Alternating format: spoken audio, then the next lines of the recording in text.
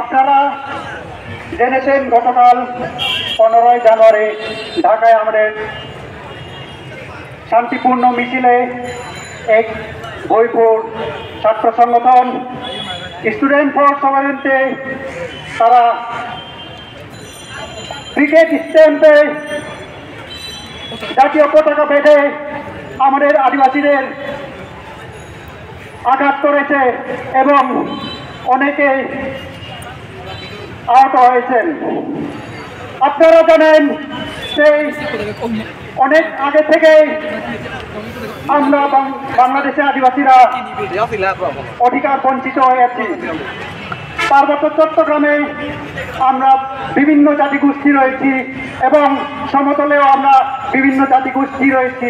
আমরা আদিবাসী হিসেবে পরিচয় এবং আমাদের আদিবাসী স্বীকৃতি আমরা চেয়েছিলাম, কিন্তু এই ফ্যাসিস্ট সরকার এবং এই বাংলাদেশে যে জাতীয় বিমান বাঙালি জাতীয়তাবাদ সবসময় আমাদের দমন পীড়নের মাধ্যমে আমাদের রাজনৈতিক অধিকার, আমাদের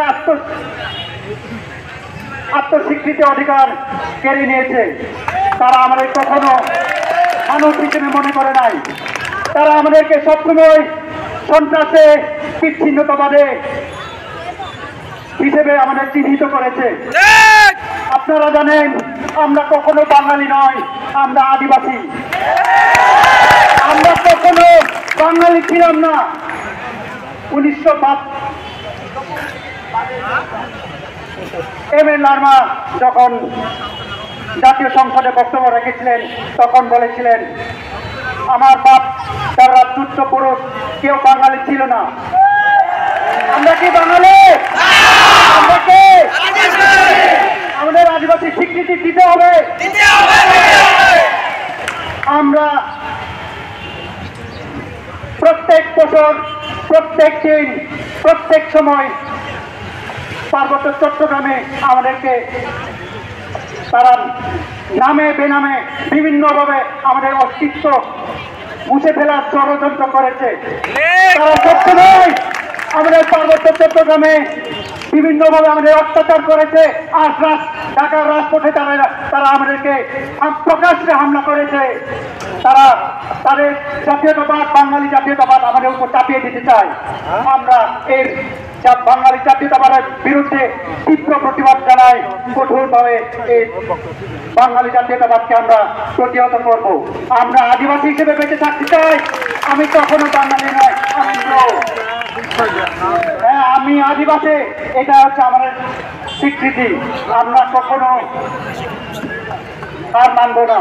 যত আঘাত আছে, যত আমাদের উপর অত্যাচার হবে, আমাদের রাজনৈতিক সামাজিকভাবে অত্যাচার করা হবে, আমরা তত ঘুরিয়ে দাঁড়াবো।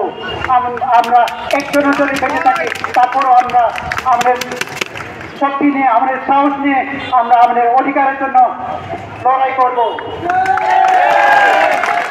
আমরা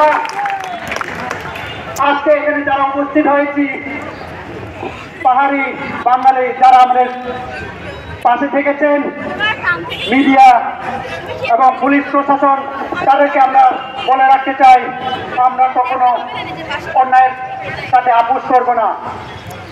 আমরা সবসময় আমাদের দাবি আদায়ের জন্য লড়াই সংগ্রামের রাজপথে থাকবো। এই বলে আমার পূর্ণ বক্তব্য শেষ করছি। ধন্যবাদ।